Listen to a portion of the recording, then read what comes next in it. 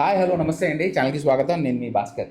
For the first time ఒక సినిమాని review చేయాలి అని అనిపించింది, 10 మందికి చెప్పాలి అనిపించింది. ఆ సినిమా 10 మందిని చూడాలి అని ఒకే ఒక ఉద్దేశంతో నేను ఈ ఎపిసోడ్ చేయడం జరుగుతుంది. అయితే ఏదైనా అనాలిసిస్ చేసేటప్పుడు ఫస్ట్ మనది మనం చూసుకోవాలి. అందుకోసం అని చెప్పి ఈ సినిమాని మా కూతురికి చూపించడం జరిగింది. తన వయసు వచ్చేసి ఒక 4 సంవత్సరాలు. అసలు తన ఇన్పుట్స్ ఎలా ఉంటాయో, అసలు తనకి ఏమర్థమైందని చెప్పి నేను చూశాను.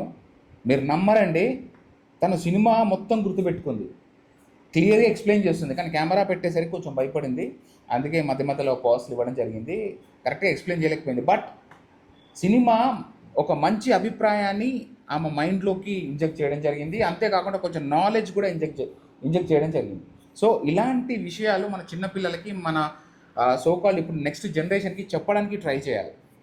ఆ ఉద్దేశంతో మా పాపని ఈ వీడియోలో చూపించడం జరిగింది. ఒక్కసారి చూడండి. హాయ్ హలో నమస్తే ఫ్రెండ్స్. ఓకే, నిన్న ఏం సినిమా చూసారు ధృతి? ఏం సినిమా? నరసింహస్వామి. బాగుందా మూవీ? నీకు నచ్చిందా? ఏముంది సినిమాలో? సినిమాలో పంది ఉంటుంది, అడవి పంది. తను నించుకోగలరు, ఎందుకంటే ఊబి ఉంటుంది కదా, ఆమెని వాటర్ నుంచి పోయి కాపాడేశారు. అవునా? పంది కాదు బెట్ట, వరాహం, మహారమూర్తి కదా. ఇంకా ఇంకొక చిన్న పిల్లడు ఉన్నారు, అది రంగులు చెప్పు. ప్రహ్లాద్. ప్రహ్లాదమూర్తి కదా. ప్రహ్లాదమూర్తికి కాపాడేశాడు నరసింహ. అవునా? ఎక్కడ ఉన్నారు తెలుసా మీకు? ఇక్కడ ఎస్ ఇంటర్నెట్లో మనం మొబైల్ చూస్తాం కదా, మొబైల్ చూస్తే కూడా పెట్టుకొని చూస్తాను నేను. పెట్టుకొని చూస్తే నరసింహ ఎవరు? నరసింహస్వామి అంటే ఎవరు? అవలా ఉగ్రం వీరం మహావిష్ణు. అవునా? సరే, నీకు మూవీ నచ్చిందా? బాగుందా? బాగుంది. భయం వేసిందా నీకు? భయం వేయలేదు. భయం వేయలే? Okay, very good. జై నరసింహస్వామి. జై నరసింహస్వామి. మధ్యలో పాట ఎట్లా వచ్చింది? ఆ పాట ఏం పాట? ఆ పాట ఉగ్రం వీరం మహావిష్ణు జయం దడ దడ దడ ఏదో ఉంది కదా. నరసింహ దగ దగ దగ దగ దగ దగ దగ నరసింహ దగ దగ దగ దగ దగ నరసింహ చెప్తాం మరి మూవీని చెప్పు. అందరికి చూడండి, అందరు చూడండి, లైక్ చేయండి, ఓకే, గంట కూడా కొట్టండి. Okay fine. చూశారు కదా. అయితే ఎందుకంటే కొంతమంది జనాలు ఏం మాట్లాడుతున్నారంటే, ఈ మహా అవతార్ నరసింహస్వామి ఏదైతే సినిమా ఉందో అందులో కొంచెం వైలెన్స్ ఉంది కదా, పిల్లలకు చూపించవచ్చా అని అంటున్నారు. మీరు కరెక్ట్గా అబ్జర్వ్ చేసినట్టయితే స్పైడర్ మ్యాన్ కావచ్చు, సూపర్ మ్యాన్ కావచ్చు, హల్క్ కావచ్చు, హీమ్యాన్ కావచ్చు, పిల్లలకు చూపిస్తాం కదా సూపర్ హీరోస్. ఇందులో ఉండదా? సో వైలెన్స్ అనేది ఒకలాగా ఉంటుంది, అట్ ది సేమ్ టైం భక్తి భావన కూడా చూడాలి, పిల్లల మనస్తత్వం ఎట్లుంటుందో కూడా చూడాలి. అదేవిధంగా మనకు తెలియకుండానే ఒక టైప్ ఆఫ్ ఒక నాలెడ్జ్ పిల్ అనేది పిల్లలకి ఇస్తున్నాము. నాకు ఈ సినిమా చూపించడం వల్ల నాకు అర్థమైంది, మీరు ఖచ్చితంగా ఈ సినిమా ఎట్టి పరిస్థితుల్లో చిన్న పిల్లలకు చూపించి తీరాల్సిందే. మన పురాణాలు కావచ్చు, ఇవన్నీ కావచ్చు, ఒక శ్రీకృష్ణుడి చరిత్ర, భాగవతం కావచ్చు, ఆ కార్టూన్లో అయినా సరే, యానిమేషన్లో అయినా సరే పిల్లలకి ఇంకా ఇంజెక్ట్ చేయాలి, మన సంస్కృతి నేర్పాలి అంటే. ఇదంతా ఒక పక్కకు పెడితే అసలు ఈ సినిమా గురించి ఒక్కసారి మనం మాట్లాడుకుందాం. ఎందుకంటే సినిమాకి వెళ్ళిన ప్రతి ఒక్కరు బయట చెప్పులు విప్పి మరీ సినిమాకి వెళ్తున్నారు. అంతెందుకు, అక్కడ నాన్ వెజ్ తినకుండా సినిమాకి వెళ్తున్నారు అంటే, అదేవిధంగా అక్కడ బ్రేక్ టైంలో కూడా వాళ్ళు నాన్ వెజ్ స్నాక్స్ ఆర్డర్ చేయట్లేదంట. అంత పవిత్రంగా ఉన్నారు ఆ జనాలు. అంటే మన సొసైటీని బట్టే జనాలను బట్టే సొసైటీ. ఎందుకంటే సొసైటీ అంటేనే జనాలు కాబట్టి. ఎందుకంటే అసలు అంతగానం సినిమాలో ఏముందనిపించింది నాకు కూడా. కానీ సినిమా చూసిన తర్వాత, దాన్ని అబ్జర్వ్ చేసిన తర్వాత నాకు అర్థమైంది అసలు సినిమా ఎందుకు ఇంత హిట్ అయింది. సినిమాని నిజంగా చెప్తున్నా, hats off to humility, the great అండి. మీ ఇంకో విషయం కూడా చెప్పాలంటే అశ్విని కుమార్ డైరెక్టర్ 4.5 సంవత్సరాలు పట్టిందంట ఈ సినిమా తీయడానికి. అఫ్ కోర్స్ పడుతుంది. వై? బికాస్ తను క్లియర్ ఎక్స్ప్లెయిన్ చేయడం జరిగింది ఎందుకు పట్టింది అని. ఎందుకు పట్టింది అంటే ఒక సెకండ్ వీడియో వచ్చేసి 24 ఫ్రేమ్స్ అండి. ఆ 24 ఫ్రేమ్స్ కావాలంటే 24 ఇమేజెస్. ఆ 24 ఇమేజెస్కి ఒక్కొక్క ఇమేజ్కి 2 వారాలు పట్టిందంట. ఫర్ ఎగ్జాంపుల్ మీకు ఎక్స్ప్లెయిన్ చేస్తున్నా వినండి ఇందులో ఎంత కష్టం ఉంటుందో. నరసింహస్వామి 4 భుజాలు, 4 భుజాల్లో ఒక దాంట్లో ధనుస్సు ఉంటుంది, ఇంకొక దగ్గర బాణం పట్టుకుంటాడు, ఇంకో చేత్తో శంఖం పట్టుకుంటాడు, తల్వార్ పట్టుకుంటాడు కావచ్చు, ఇంకోటి సుదర్శనం. సో వీటన్నిటిని హ్యాండిల్ చేస్తూ ఫేస్లో ఎక్స్ప్రెషన్స్ కావచ్చు, ఇవన్నీ చూపించాల్సి వస్తుంది. అది ఒక ఫోటోలో ఉండాలి.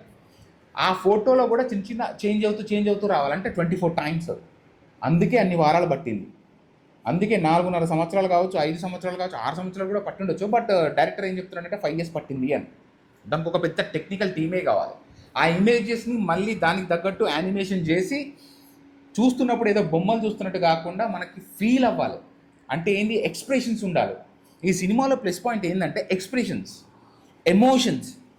మనం చాలా చూస్తుంటాం యానిమేషన్స్, కానీ మనం అంత కనెక్ట్ కాము. దీనికి ఎందుకు కనెక్ట్ అవుతున్నాం అనంటే నరసింహస్వామి, మీరు పాత సినిమాలు చూసినట్టయితే నరసింహస్వామిలో డ్రామా ఉంటుంది, వేరే వాళ్ళ దగ్గర ఎమోషన్స్ చూపించగలుగుతారు. కానీ ఉగ్రం చూపించాలంటే ఆ సింహం ఏదైతే తల ఉందో అదే ఉగ్రం, ఆ నెయిల్స్ తోటి చింపేయడం అదే చూస్తాం తప్ప ఫేస్లో ఎక్స్ప్రెషన్స్ మనకు కనిపించవు. ఎందుకంటే ఒక మనిషిని పెట్టుకోవాలంటే విగ్ పెట్టుకోవాలి, లేకపోతే మాస్క్ పెట్టుకోవాల్సి వస్తుంది. ఆ మాస్క్లో ఫేస్లో ఎక్స్ప్రెషన్స్ ఎక్కడ కనిపిస్తాయి? మీకు చూపించలేరు. ఎంత ట్రై చేసినా అది ఆర్టిఫిషియల్గానే ఉంటుంది. ఇందులో ప్లస్ పాయింట్ ఏంటంటే నరసింహస్వామిని యానిమేషన్లో కంటి నుంచి మొదలు పెడితే తన మూతి మీద నచ్చిన ఈ మీసాలు ఉంటాయి కదా, మీసాల నుంచి మొదలు పెడితే ముక్కు, ఫేషియల్ ఫీచర్స్, మౌత్. ఒక చిన్న ఎగ్జాంపుల్ చెప్పాలంటే నరసింహస్వామి హిరణ్యకశిపుడితో ఫైట్ చేస్తున్నప్పుడు తను అరిసేటప్పుడు నోట్లో ఉన్న టంగ్ ఇట్లా ఎలా అంటే గాలికి బట్ట ఎలా అయితే రెపరెపలాడుతుందో ఆ లోపడిన టంగ్ అట్లా రెపరెపలు ఆడుతుంటే గూస్ బంప్స్ వస్తున్నాయి. అంటే ఏంది? తన ఎక్స్ప్రెషన్స్, తన ఫేషియల్ ఎక్స్ప్రెషన్ కావచ్చు, లేకపోతే మోషన్స్, తన తిరిగే విధానం కావచ్చు. నార్మల్గా అయితే 2D డైమెన్షన్ మాత్రమే ఉంటుంది వేరే ఏ కార్టూన్, కానీ ఇది యానిమేషన్ ఇస్ డిఫరెంట్. ఇంకొక డైమెన్షన్. ఫర్ ఎగ్జాంపుల్ చెప్పాలంటే డెప్త్ ఆఫ్ ఫీల్డ్ పర్ఫెక్ట్గా ఉంది. అసలు అంచనా వేయలేకపోతున్నారు జనాలు, అది ఎక్స్ప్లెయిన్ చేయలేకపోతున్నారు కదా సినిమా ఎందుకు నచ్చిందని. దాని వెనకాల రీజన్ ఇదే. నార్మల్ సినిమా తీసినట్టయితే పాత సినిమాలు కావచ్చు ఇప్పుడున్నా కానీ ఫేస్ని మనం అంత మాస్కింగ్ ద్వారా నువ్వు ఎంత సీజీ యూజ్ చేసినా కూడా ఆ ఫీచర్స్ నువ్వు తీసుకురాలేవు. ఆ కదలికలు, ఆ ఎమోషన్స్, చిన్న స్మాల్ మైండ్ థింగ్స్ అనమాట. ఈ హంబలి టీం వాళ్ళు దాని మీద కాన్సన్ట్రేషన్ పర్ఫెక్ట్గా చేశారు. అందుకే నిజంగా నరసింహస్వామి వచ్చి చంపుతున్నాడా అన్న ఫీల్ వచ్చింది. ఆ ఫీల్ కూడా ఎలా తీసుకొచ్చారంటే ఈ హిరణ్యకశిపుడి ఆ ప్రహ్లాదుల మధ్యలో ఎమోషన్ సీన్స్, పిల్లలు కూడా చాలా రియాక్ట్ అయిపోతున్నారు. ఆ పిల్లల్ని అంత బాధ పెడుతున్నారన్న మా పాపను చూశాను నేను. అంటే అయ్యో లాస్ట్కి వచ్చేసాడు, అయిపోయాడు, ఇప్పుడు రాక్షసుడు చనిపోతాడు, చంపేశాడు అంటే అలా క్యూట్ ఎక్స్ప్రెషన్స్, ఆ పిల్లాన్ని కాపాడాలి అన్న ఫీల్ తీసుకెళ్లారు. ఇంకోటి, భూదేవి వీళ్ళకి అర్థమవుతుందా అని అంటే ఆ చిన్న పిల్ల మా పాపకి అర్థమైపోయింది. ఆ వరాహ అవతారము ఎవరైతే ఆ ఎర్త్ని తీసుకొని వెళ్ళిపోయింది, అయ్యో పాపం ఏడుస్తుందామే, దాని తర్వాత తను తీసుకెళ్ళి బంధించేశాడో, ఉన్న వరాహస్వామి దాన్ని తవ్వుకుంటూ వెళ్ళిపోయి ఆమెను మళ్ళీ నీళ్ళలో నుంచి బయటికి తీసుకొచ్చాడు, కాపాడేశాడు అని పిల్లలు చెప్తున్నారు. అంటే వాళ్ళ ఐక్యూ లెవెల్స్ ఎలా పెరిగిపోయాయో చూడండి. మనము వాళ్ళని అంచనా వేయడంలో మనం తప్పు చేస్తున్నాము. ఇలాంటి సినిమాలు పిల్లలు చూపించాలి, ఇలాంటి సినిమాలు ఇంకా రావాలి. ఇంచుమించు 6 కోట్లు ఖర్చు పెట్టారని ఏదో ముందు వచ్చింది న్యూస్, కాకపోతే 15 కోట్లు అంటున్నారు. ఇక్కడ మనీ మ్యాటర్ కదండి. ఈ సినిమా మాత్రం 100 కోట్ల పై కలెక్ట్ చేసింది. అల్లు అరవింద్ అదృష్టవంతుడు, పంట పండింది. ఇలాంటి సినిమాలు ఇంకా రావాలి. తను ఏమంటున్నాడంటే ఇంకా మహా అవతార్ పరశురామ్ కూడా తీస్తానంటున్నాడు. కానీ ఓకే ఫైన్, ఇది చాలా బాగుంది, చాలా బాగా తీశారు. సీజీ కావచ్చు, లేకపోతే యానిమేషన్ ఎఫెక్ట్ కావచ్చు, చాలా బాగుంది. ఎన్ని సంవత్సరాలు కష్టపడ్డారో మనకు తెలియదు, కానీ సూపర్ ఉంది. వాళ్ళు అనడం మాత్రం 5 years అని. బట్ థింగ్ ఏంటంటే ద వే దే ప్రొజెక్ట్ కదా, the way they presentation of Narasimhaswamy and Varaha అవతారం కూడా మామూలుగా లేదండి. ఇందులో వరాహ అవతారం గురించి మాట్లాడాలంటే అది స్పేస్లో యుద్ధం, ఆస్ట్రాయిడ్స్ కావచ్చు, వేరే గ్రహాలు కావచ్చు, వాటి అన్నింటినీ చూపించారు. మీ అందరికీ తెలిసేలేదో, దేవుడు అంటే నమ్మకం లేని వాళ్ళు, ఎర్త్ ఉంటుంది కదా, ఆల్రెడీ సముద్రమే ఉంటుంది, ఎర్త్లోనే కదా సముద్రం ఉండేది, మళ్ళీ సముద్రంలో దాపెట్టడం ఏంటి అని ఒక క్వశ్చన్ చేశారు. కానీ రీసెంట్గా మీ అందరికీ తెలుసు అదేంది స్పేస్లో సముద్రం ఉంటుందని. ఎస్, స్పేస్లో మహాసముద్రం అనేది ఒకటి ఉంటుంది. ఇప్పుడు రీసెంట్గానే సైంటిస్టులు కూడా దాన్ని డిక్లేర్ చేయడం జరిగింది. అంటే ఎక్కడో ఉన్న మహాసముద్రంలో ఈ భూమిని తీసుకెళ్ళి దాపెట్టడం జరిగింది. అంటే ఏంది, ఇది ఒక టైప్ ఆఫ్ నాలెడ్జ్ కదా, ఇది పిల్లలకి ఇచ్చినట్టే ఆల్మోస్ట్. అదే కాకుండా స్పేస్లో వార్ అసలు మామూలుగా చూపించలేదు, చాలా బాగా చూపించారు. అదే కాకుండా హిరణ్యకశిపుడి యొక్క ఆ ఫీలింగ్స్ ఉంటాయి చూసావా, నేనే అంతా, నన్ను మించి ఇంకా ఏమి లేదు అన్నప్పుడు, నీకంటే చాలా పెద్ద ఉన్నారా, నీకంటే ఇంకా మనకు తెలియని పవర్ ఏదో ఉందని చెప్పినప్పుడు సింపుల్ లాజిక్ ఏంటంటే విష్ణుమూర్తి ఇలా చేయబెడతాడు అనమాట. నేనే అల్టిమేట్ అన్నప్పుడు పెద్దగా అయిపోతాడు. పెద్దగా అయిపోయిన తర్వాత లాస్ట్కి ఒక చిన్న ఇంత కనిపిస్తాడు అనమాట. అప్పుడు హిరణ్యకశిపుడికి అర్థమైపోతుంది నాకంటే అల్టిమేట్ గాడ్ ఉన్నాడు అని. అది ఎప్పుడు చచ్చిపోయేటప్పుడు దాన్ని క్లియర్గా రిప్రజెంట్ చేస్తారు, క్లియర్గా ప్రజెంటేషన్ చేస్తారు. చాలా బాగుంది. అది డెప్త్లోనే ఇంత నాలెడ్జ్ ఇచ్చారా అనిపించింది నాకు. ఇది చిన్నపిల్లల కంటే పెద్దవాళ్ళకి కూడా ఇది ఒక గ్రేటెస్ట్ ఇన్ఫర్మేషన్ అని చెప్పాలి. అంటే విష్ణుమూర్తియే అల్టిమేట్ అని.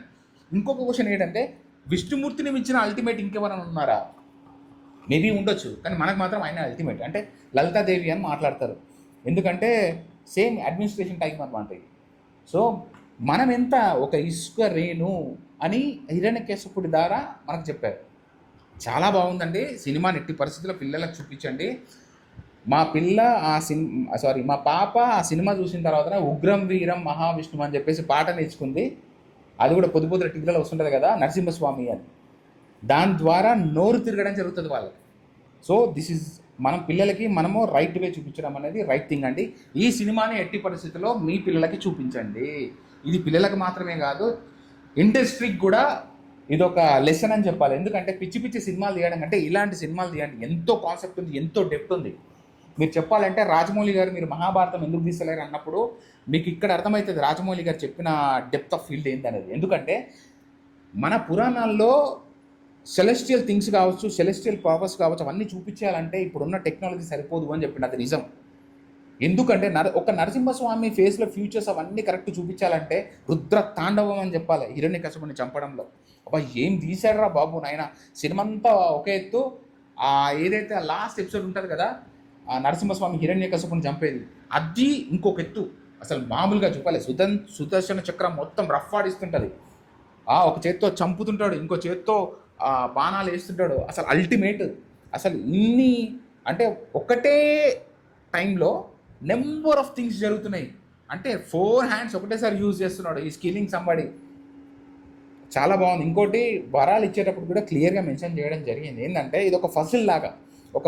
ఒక మనిషి మరణం లేనప్పుడు వాడిని ఎలా చంపాలని ఒక పిల్లలు కూడా ఆలోచించడం స్టార్ట్ చేస్తారు. ఫజిల్ ఎట్లా అంటే, నేను మనిషి చేతిలో చనిపోను, నేను మృగం చేతిలో చనిపోను, నేను ఇంటి బయట కాదు, ఇంటి లోపల కాదు, అలాగే నన్ను చంపేదానికి అదేంది జీవము కాదు, నిర్జీవము కాదు, ఈ రెండిట్లలో చావకూడదనంటే సింపుల్గా ఎంత లాజిక్, ఎంత సెన్స్ ఉంది లోపల ఒక్కసారి చూడండి.